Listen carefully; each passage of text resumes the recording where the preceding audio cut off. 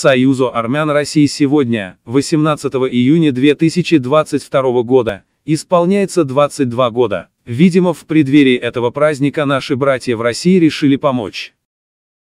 Нет, не Армении и своему народу. Очередная партия гуманитарной помощи от Союза армян России направлена 14 июня на Украину. 60 тонн помощи, 6400 коробок, наборов с продуктами длительного хранения, от Союза армян России и столько же упаковок кондитерских изделий фабрики «Метрополис», от Краснодарского отделения Союза армян России, отправлено, при содействии партии «Единая Россия», жителям Херсонской и Запорожской областей.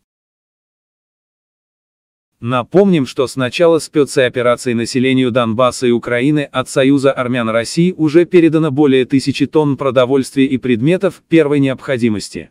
При этом сама Армения находится на последнем месте среди стран Европы по уровню жизни. В стране дорожает жизнь, хлеб стоит уже 140 драм, бензин дорожает, газ дорожает, мясные продукты стоят намного дороже, чем в России. Даже в Санкт-Петербурге мясо-говядина стоит почти в 2 раза дешевле, чем в Армении. Генофонд армян покидает родные земли, уезжая на чужбину, чтобы зарабатывать там деньги и помогать Украине. Зачем? Непонятно. Армяне, уехавшие в поисках хорошей жизни, это приспособленцы, в большей своей степени эгоисты, не думающие о своем народе.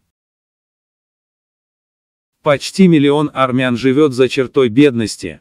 Это составляет около трети населения страны. Дорогие собратья, помогите своему народу в Армении. Огромное количество людей, особенно в глубинке страны, нуждаются в 1000 тоннах продовольствия и предметов первой необходимости. Возвращайтесь на родину и поднимите с колен Армению.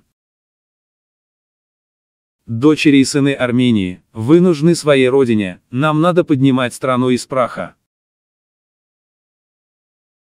Дополнительно мы расскажем об организации под названием «Союз армян России» и чем она занимается на самом деле, в следующих выпусках.